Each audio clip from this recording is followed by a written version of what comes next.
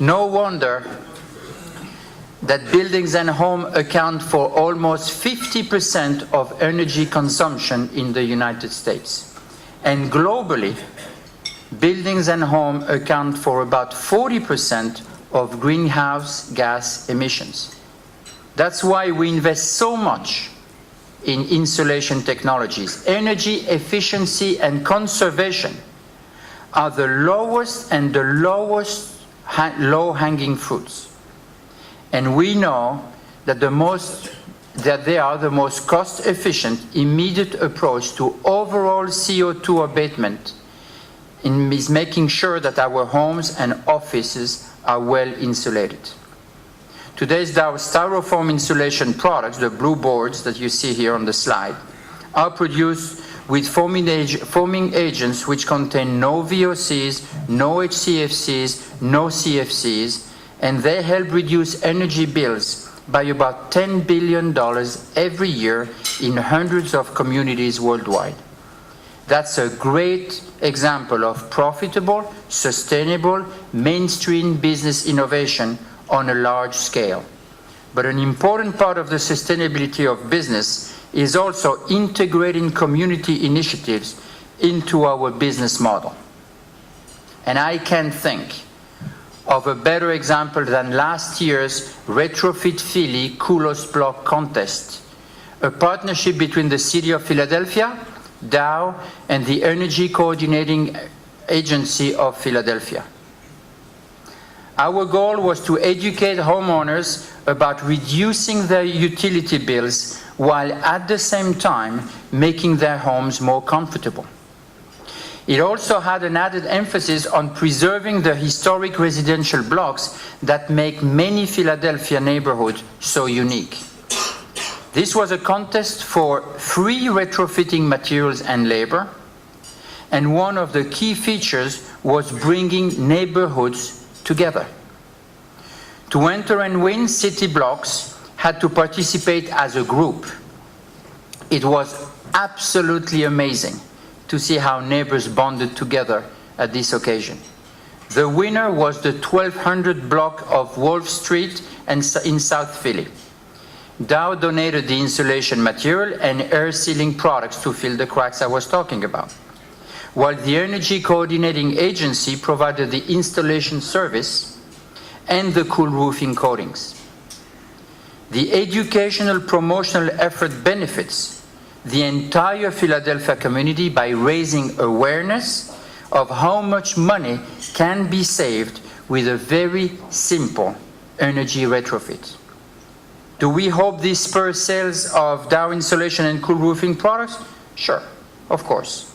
But we are in the business after all, and we must do well to be able to do good.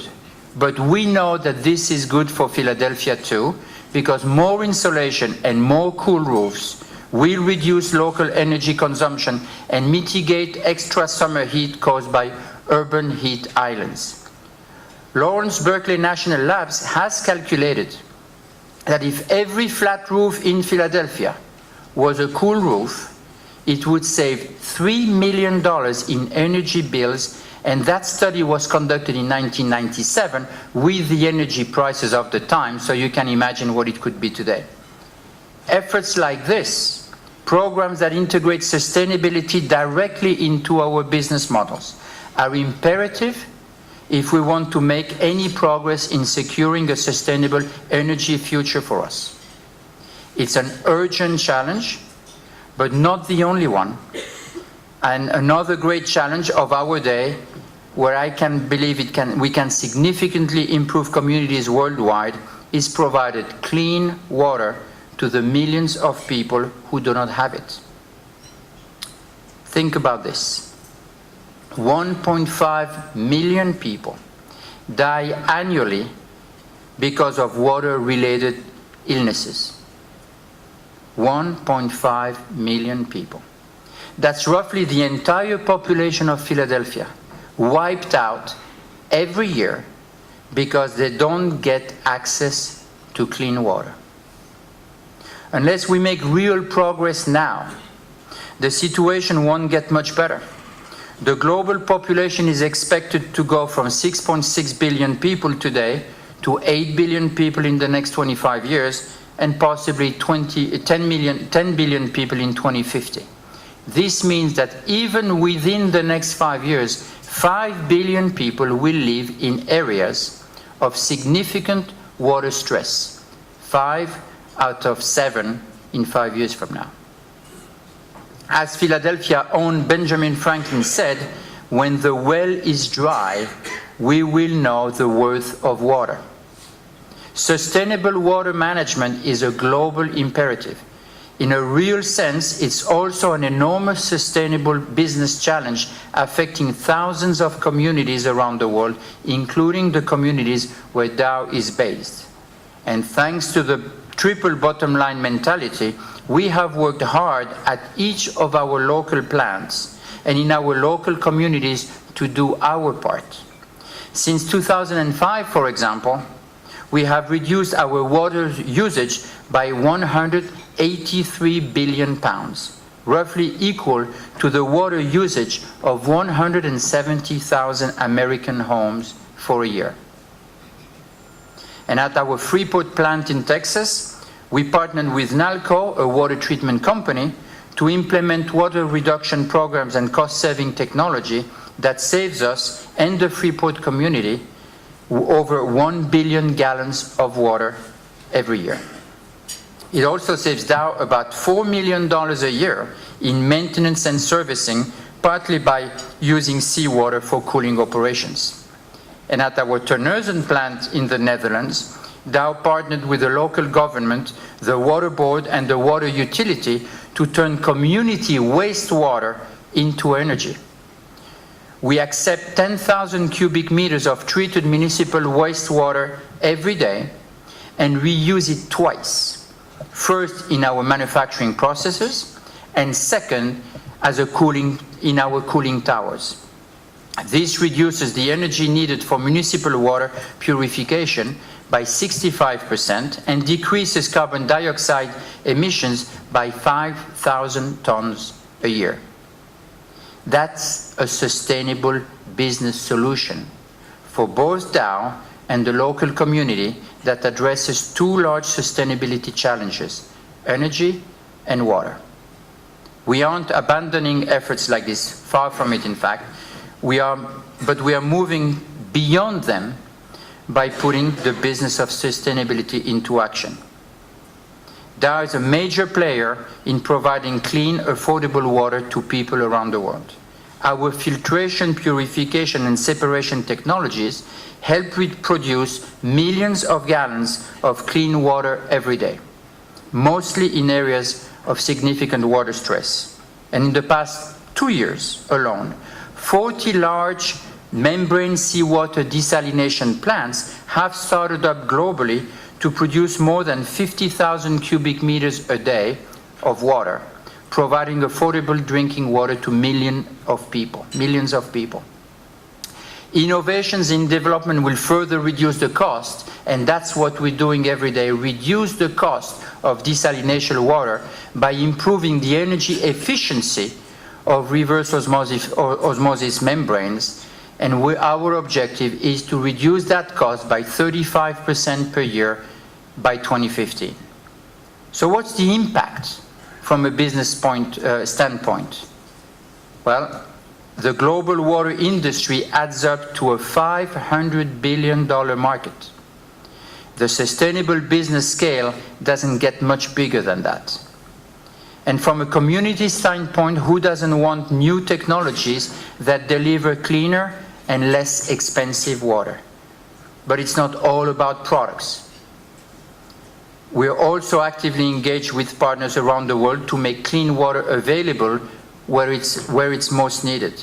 Dow has provided a small company called Water Health International with a $30 million loan guarantee and a great deal of functional capabilities to help finance 2,000 turnkey systems that will eventually supply clean water to more than 10 million people in rural India. A few years ago, we might have just written a check and would have said, go and do good. Today, under our integrated business of sustainability model, we are working closely with them to make sure that their work remains sustainable, scalable, and impactful. We don't make money from collaborations like this, but it's an important part of our business model. And don't misunderstand me, profit is important. Profit enables us to sustain our business, reward our shareholders, and reinvest for new solutions and new innovations. But corporations today cannot exist only for maximizing profit. And Henry Ford, about 100 years ago, said, "A business that makes nothing but money is a poor kind of business."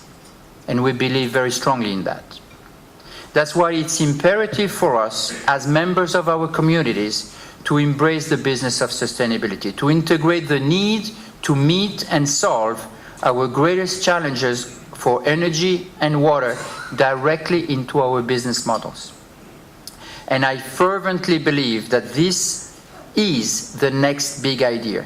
The challenges of tomorrow are too big, are too complex for any one community or any one company to solve them on their own.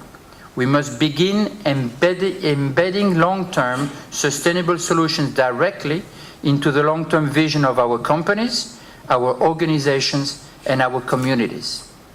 We must be dedicated to thinking beyond grants, beyond local initiatives, and beyond one-off projects as the only answers to our challenges. So does that mean an end to this kind of projects? Not at all. Dow envisions that it is an additive process, one that builds on our existing programs and initiatives and takes us further than we have gone before. In fact, I want to close my remarks by talking about one of these other initiatives, and it's a very base to all of our other challenges. It is critical if we get it right. I wish we could solve it with a new innovation in the lab or new scientific research, but we can't. The only way we're going to solve this one is through a lot of hard work, determination, and cooperation. And I'm talking about the need to increase the scientific literacy and understanding of our children. And let me ask here, would any one of you who has a child or a brother who is studying engineering raise your hand? That's the problem. That's the problem. Let me be clear. It requires fresh young minds to see the promise in a better and more sustainable world. There is no way this country will solve the problems of tomorrow unless our children know and understand the implications. And the only way they can do this is if we raise their knowledge levels.